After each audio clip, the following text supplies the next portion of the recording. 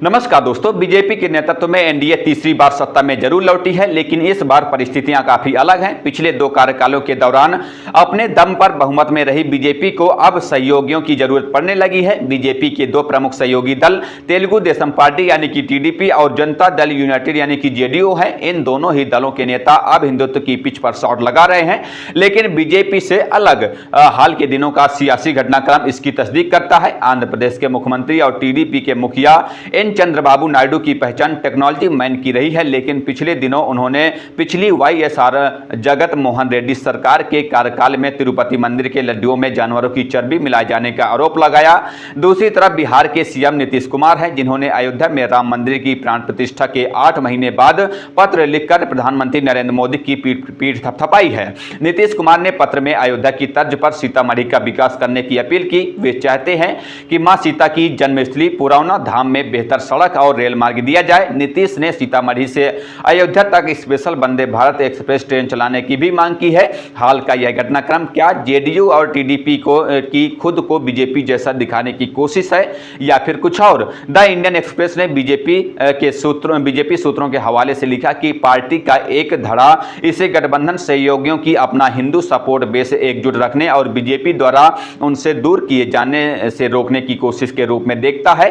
TDP सूत्रों के हवाले से अखबार ने लिखा कि तिरुपति प्रसादम से जुड़े विवाद का लक्ष्य जगत मोहन रेड्डी को निशाना बनाना है, लेकिन पार्टी के एक नेता ने कहा कि लॉन्ग टर्म में इससे हमें हमारा हिंदू सपोर्ट बेस बनाए रखने में मदद मिलेगी। बीजेपी के एक वरिष्ठ नेता ने एक्सप्रेस से बातचीत में कहा कि चंद्रबाबू नायडू ने भले ही जगत मोहन को घेरने के लिए यह कदम उठाया हो, लेकिन इससे वह श्रद्धालुओं की नजर में भी चढ़ेंगे।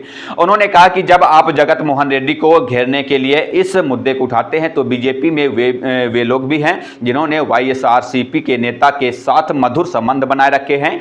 इस पर कार्रवाई करने के अलावा कुछ नहीं कर सकते, इसलिए चंद्रबाबू नायडू ने यहां एक चतुर चाल चली है। हालांकि टीडीपी के एक नेता इसे किसी सियासी दांव की तरह नहीं देखते। उनके मुताबिक चंद्रबाबू नायडू केवल सिस्टम को साफ करने की कोशिश में लगे हैं।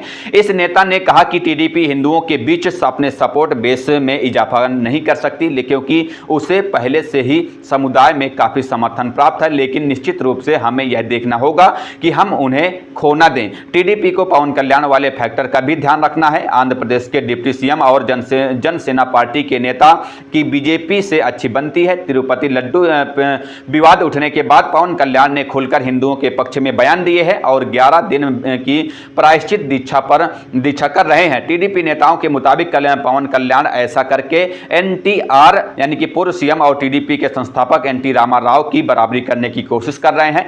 नीतीश कुमार का राम मंदिर के लिए मोदी की तारीफ करना और सीतामढ़ी से अयोध्या तक डायरेक्ट ट्रेन की मांग करना बीजेपी के गले नहीं उतर रहा। एक्सप्रेस की रिपोर्ट के अनुसार बीजेपी नेताओं को लगता है कि नीतीश कुमार उनके वोट बैंक में सेंध लगाने की कोशिश कर रहे हैं। भगवा पार्टी यानी कि बीजेपी के एक नेता के हवाले से अखबार में लिखा गया कि नीतीश कुमार ने पहले कभी ऐसी कोई बात नहीं की है। पिछले 8 महीनों से गठबंधन सहयोगी होने के बावजूद वे चुप हैं। अब जब वे राम मंदिर निर्माण की तारीफ कर रहे हैं तो पार्टी को देखना होगा कि वे क्या कर रहे हैं। हालांकि बीजेपी की राजनीति जहां राम पर केंद्रित है तो जेडीयू का फोकस सीता पर है। पत्र में ऐसा लग रहा है कि जेडीयू किसी तरह बीजेपी की राजनीति का समर्थन कर रही है, लेकिन नीतीश कुमार राज्य में रामायण सर्किट और समग्र पर्यटन के विकास पर नजर गड़ाए हुए हैं।